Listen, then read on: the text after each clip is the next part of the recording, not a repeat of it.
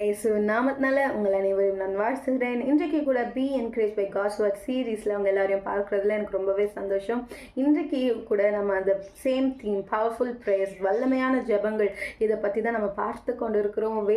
வேதாகமத்தில் யார் யார் எப்படி வல்லமையான ஜெபத்தை செய்தாங்க, எப்படி தேவன் அதற்கு பதில் கொடுத்தாரு அப்படின்றது நம்ம பார்த்துக்கிட்டு இருக்கோம். இது வரைக்கும் நம்ம வந்து பார்ட் 5 வரைக்கும் பார்த்துருக்கோம். அதில் இன்னைக்கு நம்ம பார்க்க போகிறது பார்ட் 6. ஸோ பார்ட் 1ல் நம்ம என்ன பார்த்தோம்னா இன்ட்ரடக்ஷன் ஆஃப் ப்ரேயர், ஓகே, ஜபத்திற்கான ஒரு அறிமுகம் மாதிரி பார்த்தோம். ரெண்டாவது வந்து செல்ஃப்லெஸ் ப்ரேயர், அதாவது பிறரை முன்வைத்து ஜெபிக்க வேண்டியது எப்படின்றது பார்த்தோம். பார்ட் 3ல் வந்து நம்ம ப்ரேயர் ஆஃப் ரிப்பென்டன்ஸ், ஓகே, மனம் திரும்புதலின் ஜபத்தை பார்த்தோம். பார்ட் 4ல் வந்து ப்ரேயர் ஃபார் சால்வேஷன், ரட்சிப்புக்கான ஜபத்தை பார்த்தோம். பார்ட் 5 ப்ரேயர் ஆஃப் ஃபெய்த், விசுவாசத்திற்கான ஜபத்தை பார்த்தோம். இன்றைக்கு நம்ம பார்க்க போகிறது prayer of hope during hopelessness, okay, நம்பிக்கையற்ற வேலையில் நம்பிக்கைக்காக ஜெபிக்க வேண்டிய ஒரு ஜெபத்தை தான். அநேக நேரத்தில் நம்ம நல்லா தான் இருப்போம், ஆனால் சடனாக நம்ம வாழ்க்கையில் நம்மளுக்கு சில காரியங்கள் நடக்கலையே, நம்ம எக்ஸ்பெக்ட் பண்ண மாதிரி நடக்கலையே, எல்லாருக்கும் நடக்குது, நம்மளுக்கு நடக்கலையே, தாமதம் ஆகுது அப்படின்றப்போ நம்மளோட மனம் நொந்து போய் அந்த நம்பிக்கையை இழந்து ஜீவனே இல்லாதது போல் நம்ம அமர்ந்து கொண்டு இருப்போம். தண்ணீர் கூட, நம்மளோட கண்ணீர் கூட வற்றி போயிருக்கும், நம்மளோட பலன் குறுகி போயிருக்கும், நம்ம முகத்தில் சந்தோஷம் இருக்காது, அப்படியே வறண்ட நிலத்தை போல இருப்போம். ஆனால் அப்படிப்பட்ட நம்பிக்கையற்ற வேலையில தான் நம்ம ஜெபிக்கணும். ஏன்னா சாத்தானுக்கு தெரியும், நம்ம ஜெபிச்சோம் அப்படின்னா நம்மளோட நம்பிக்கையற்ற நிலைமை நம்பிக்கையுடையதாக மாறிடும்னு அவனுக்கு தெரியும். அதனாலே அநேக நேரத்தில் நம்ம ஜெபிக்கிறதுக்கு தடைகளை கொண்டு வருவான். நான் முதல் நாளே சொல்லியிருந்தேன், இந்த தீம் ஆரம்பித்த போது, நிறைய நேரத்தில் நம்மளோட அற்புதங்களுக்காகட்டும், விடுதலைக்காகட்டும், இல்லை ஒரு பிரேக் த்ரூக்காகட்டும், ஒரு ஆசீர்வாதத்தை பெற்றுக்கொள்றதுக்காகட்டும் முதல் அடி ஜெபமாக தான் இருக்குது. சரி, அந்த ஜெபத்தில் நம்மளை சரண்டர் பண்ணுறோம், நம்ம ஒப்பு கொடுக்குறோம் ஆண்டவர்கிட்ட.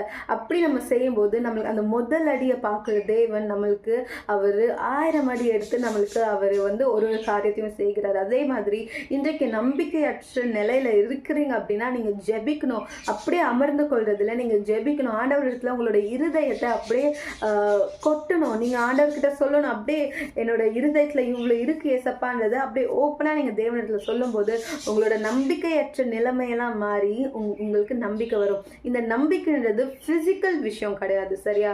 அதாவது ஒரு சரீர பிரகாரமான விஷயம் கிடையாது, ஒரு ப்ராக்டிக்கலான விஷயம் கிடையாது.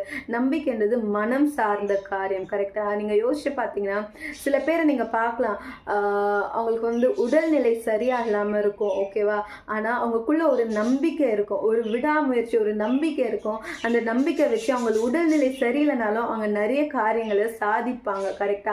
ஆனால் நம்மளுக்கு நம்ம உடல்நிலை சரியா இருக்கு, நம்ம பர்ஃபெக்டா இருக்கும், ஆனால் நமக்குள்ள நிறைய நேரத்தில் தேவன் மீது நம்பிக்கை இல்லாததுனால ஒரு சின்ன காரியத்தை கூட நம்மளால பண்ண முடியாம போகுது. ஸோ இன்றைக்கு இந்த நம்பிக்கையை தான் சத்ருவானவன் நமக்குள்ள இருந்து அப்படியே ட்ரெயின் பண்ணணும், அப்படியே உறிஞ்சிடணும்னு நினைக்கிறான். ஆனால் இன்றைக்கு தேவன் நமக்குள்ள சத்ருவானவன் அந்த நம்பிக்கையை உறிஞ்சிட்டான்னு அவன் நினைக்கிறான். தேவன் இன்றைக்கு நம்மளுக்கு இரட்டத்தினையான நம்பிக்கையோடு நம்மளுக்கு இன்றைக்கு அவர் நிரப்ப போகிறார். ஆமென். இன்றைக்கு நம்ம யாரை பற்றி பார்க்க போறோம்னா அன்னாளை பற்றி தான் பார்க்க போகிறோம். நம்ம எல்லாருக்கும் அன்னாள் கதையை பற்றி தெரியும்ல.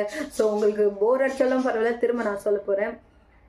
அன்னாள் வந்து எல்கானாவோட மனைவி. எல்கானாக்கு இன்னொரு மனைவியும் இருக்காங்க, பெனினா அப்படின்ட்டு. அவங்களுக்கு 2 பிள்ளைங்க இருக்காங்க, ஆனால் அன்னாளுக்கும் பிள்ளைங்க இல்லை. இவங்க என்ன பண்ணுறாங்கன்னா எல்லா வருஷமும் வந்து இவங்க வந்து தேவனை தொழுது கொள்றதுக்காக போகிற நேரத்தில் போகிறாங்க. அப்போ என்ன ஆகுது, எருசலேமுக்கு போகிறாங்க. ஒரு வாட்டியும் இந்த பெனினா, அவங்க எல்கானாவோட இன்னொரு மனைவி, அன்னாளை வந்து காயப்படுத்திக்கிட்டே இருக்காங்க போல, அந்த ரைவல் ப்ரொவோக் பண்ணிக்கிட்டே இருக்கிறாங்க. அப்போ அன்னாளுக்கு மனம் ரொம்ப ரொம்ப நொந்து போகுது. அவங்களுக்கு ரொம்ப இதுவாகும் போது அவங்க வந்து என்ன பண்றாங்கன்னா எல்கானா கிட்ட போய் எப்பவுமே அழுதுகிட்டே இருக்காங்க போல, சாப்பிட மாட்டாங்க, ஒரு மாதிரி சோர்வாவே இருக்காங்க. அப்போ எல்கானா வந்து அண்ணாள் கிட்ட, ஏன் நீ அழுதுகிட்டே இருக்க, ஏன் நீ சாப்பிட மாட்டேன், ஏன் உன்னோட இருதயம் எப்படி நொந்து போயிருக்கு, நான் இருக்கல, நான் உனக்கு வந்து 10 பிள்ளைங்களுக்கு ஈடு இல்லையா அப்படின்லாம் கேட்கும்போது, சரி, அவங்க வந்து 10வது வசனத்தை நம்ம வாசிச்சோன்னா, அவள் போய் மனம் கசந்து மிகவும் அழுது கர்த்தரை நோக்கி விண்ணப்பம் பண்ணி அவளோட மனம் கசந்து போயிருக்கா. ஓகேவா, அவள் போய் மனம் கசந்து மிகவும் அழுது, அவ அழுறா. ஓகே, இதுக்கு மேல மனசுல வச்சு அப்படியே தாங்கிக் கொள்ற பெலன்லாம் அவளுக்கு இல்லை. ஷீ ஸ்டார்டட் டு கிரை. அவ மனம் கசந்து அழ ஆரம்பிக்கிறா. கசந்து அப்படின்னா அவளுக்கு எவ்வளவு வேதனை இருக்கும். ஆனா அடுத்து பாருங்க, அவ கர்த்தரை நோக்கி விண்ணப்பம் பண்ணுகிறாள். அவ அந்த மனம் கசந்த போதும் அவ அழும் போதும் அவ வந்து யாரை தேடி போகிறா? கர்த்தரை நோக்கி தான் விண்ணப்பம் பண்றா. இந்த இடத்துல அவளுக்கு நம்பிக்கையே இல்லை. அவளோட மனம் மொத்தமா கசந்து போயிடுச்சு. அவ அழுகையில இருக்கா. அவ வேற எங்கேயும் போகல. அவளோட நம்பிக்கை எங்க இருந்திருக்கு? இயேசு மேல இருந்திருக்கு. நம்பிக்கையற்ற வேலையிலும் அவ கர்த்தரையை தேடிதான் போயிருக்கா. அதுக்கப்புறம் அப்படியே நம்ம 11th verse வாசிக்கலாம். சேனைகளின் கர்த்தாவே, அவளோட ஜெபத்தை கேளுங்களேன்.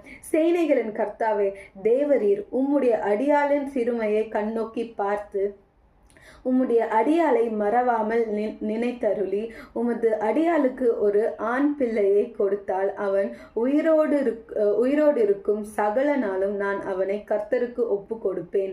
அவன் தலையின் மேல் சவரன் கத்தி படுவதில்லை என்று ஒரு பொருத்தனை பண்ணினாள். அவள் கர்த்தருடைய சந்நிதியில் வெகுநேரம் விண்ணப்பம் பண்ணுகிற போது ஏலி அவள் வாயை கவனித்து கொண்டிருந்தான். ஓகே, நம்ம இது வரைக்கும் வாசிப்போம். அதாவது அவ வந்து ஸ்பெசிஃபிக் இங்கேயோ வந்து கருத்தா தான் ஜெபிக்கிறா. ஓகே, வாய்க்கு வந்த மாதிரி ஜெபிக்கல. ஏன் என்னை இப்படி பண்ணிட்டீங்க, ஏன் என்னை வந்து இப்படி பண்ணிட்டீங்க, நீங்க என்னை பார்க்கலையா அப்படிலாம் சொல்ல. அவ சேனைகளின் கர்த்தாவே, உம்முடைய அடியாளின் சிறுமையை நீங்க பாருங்க, பார்த்துட்டு என்னை நீங்க மறக்காதீங்க, என்னை நினைத்தருளுங்க, எனக்கு ஒரு ஆண் பிள்ளையை தாங்க, அந்த ஆண் பிள்ளையை நான் உமக்குனே ஒப்பு கொடுக்குறேன் அப்படின்ட்டு யோசிச்சு பாருங்களேன். நம்பிக்கையே இல்லாத இடத்துல அவ விசுவாசத்துல ஜெபிக்க ஆரம்பிக்கிறா. ஸோ இன்றைக்கு நம்மளும் எப்படிப்பட்ட சூழ்நிலை வேணா இருக்கலாம். இன்றைக்கு ஆனாளுக்கு வந்து அந்த இடத்துல என்ன இருந்திருக்கு? அவளுக்கு ஒரு பிள்ளை இல்லைன்ற கவலை. இன்னைக்கு உங்களோட பிஸ்னஸை குறித்து கவலை, உங்களோட குடும்பத்தை குறித்து கவலை, ஏதோ ஒரு கவலை இருக்கலாம். நம்பிக்கையே இல்லாமல் போயிருக்கலாம். யாரோ பற்றி நீங்கள் ஜெபிச்சு அது நடக்காமல் இருக்கிறது போல இருக்கலாம். ஆனால் நம்ம விண்ணப்பம் பண்ணணும். அதில் வசனம் என்ன சொல்லுது? வெகு நேரம் அவள் விண்ணப்பம் பண்ணி கொண்டிருந்தாலாம். ஓகே, அப்புறம் ஏலின்ற ஆசாரியர் வந்து பார்த்துட்டு அவரை ஃபர்ஸ்ட் அவளை அண்ணால மிஸ் அண்டர்ஸ்டாண்ட் பண்றாரு. அப்புறம் அண்ணால் சொல்றா, இல்லை நான் இதுக்காக தான் ஜெபிக்கிறேன் அப்படின்றப்போ தேவன் அந்த இடத்துல ஏலி மூலியமா ஒரு கன்ஃபர்மேஷனை கொடுக்குறாரு. 17ஆம் வசனத்தை நம்ம வாசிக்கலாமா? அதற்கு ஏலி, சமாதானத்துடனே போ, நீ இஸ்ரவேலின் தேவனிடத்தில் கேட்ட உன் விண்ணப்பத்தின்படி அவர் உனக்கு கட்டளையிடுவாராக என்றான். ஓகே, ஆண்டவர் அந்த இடத்துல அன்னாள் மீது எவ்வளோ இரக்கமா இருந்திருந்தா ஏலியை வச்சு அங்கே ஒரு கன்ஃபர்மேஷனை கொடுக்குறாரு. ஆக்சுவலி ஏலி மிஸ் அண்டர்ஸ்டாண்ட் தான் பண்றாரு. அதுக்கப்புறம் அன்னாள் வந்து சொன்ன உடனே ஏலி அந்த இடத்துல ஒரு வார்த்தையை சொல்றாரு, நீ சமாதானத்துடனே போ, இஸ்ரவேலின் தேவனிடத்தில் கேட்ட உன் விண்ணப்பத்தின்படி அவர் உனக்கு கட்டளையிடுவார்.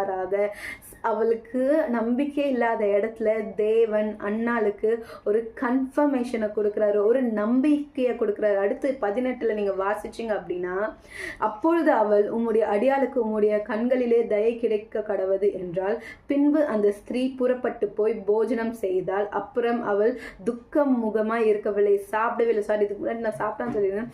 சாப்பிடவே இல்லாத இடத்துல இந்த ஆண்டவர் ஒரு நம்பிக்கையை கொடுத்தா தெரியுமா? ஏலி மூலியமா ஒரு சமாதானத்துடன் போ, உன் விண்ணப்பம் கேட்கப்படும் அப்படின்னு சொன்ன உடனே தேவன் ஏலி மூலியமா பேசின உடனே அன்னாளுக்கு அந்த இடத்துல ஒரு நம்பிக்கை வருகிறது. நம்பிக்கை வந்த உடனே அவ வந்து போய் போஜனம் பண்ணி அதுக்கப்புறம் என்ன சொல்லுது? அப்புறம் அவள் துக்க முகமாய் இருக்கவே இல்லை. அவ எவ்வளவு மனம் கசந்து ஒரு வறண்ட நிலத்தை போல வனாந்திரத்துல இருந்தது போல சோகமா இருந்துட்டு இருந்தா. பட் அதுக்கப்புறம் ஆண்டவர் அவளோட நம்பிக்கையற்ற நிலையை நம்பிக்கையோட துக்க முகமாவே இல்லாதபடிக்கு ஆண்டவர் செய்தார். அப்புறம் 19th verse படிச்சோன்னா, அவர்கள் அதிகாலையில் எழுந்து கர்த்தரை பணிந்து கொண்டு ராமாவில் இருக்கிற தங்கள் வீட்டிற்கு திரும்பி போனார்கள். எல்கானா தன் மனைவி ஆகிய அன்னாளை அறிந்தான். கர்த்தர் அவளை நினைத்தருளினார். சில நாள் சென்ற பின்பு அன்னாள் கர்ப்பவதியாகி ஒரு குமாரனை பெற்று கர்த்தரிடத்தில் அவனை கேட்டேன் என்று சொல்லி அவனுக்கு சாமுவேல் என்று பெயரிட்டாள். ஆமென். ஸோ ஆண்டவர் ஃபஸ்ட்டு நம்பிக்கையே இல்லாமல் தான் இருந்தது அண்ணாளுக்கு. அண்ணாள் கருத்தாய் ஜபிக்கிறா, விண்ணப்பம் பண்ணுகிறா, அவ்வளோ ஒரு கஷ்டமான சூழ்நிலையிலையும் தேவனை தான் நோக்கி போகிறா. அப்புறம் ஆண்டவர் ஏலியை வைத்து ஒரு கன்ஃபர்மேஷனை கொடுக்குறாரு. கவலைப்படாத, தேவன் உனக்கு நிச்சயமாகவே நீங்கள் விண்ணப்பம் பண்ணதை கொடுப்பாருன்ட்டு. அப்புறம் அவள் துக்க முகமாக இல்லை. அதுக்கப்புறம் அவங்க வீட்டுக்கு போகிறாங்க.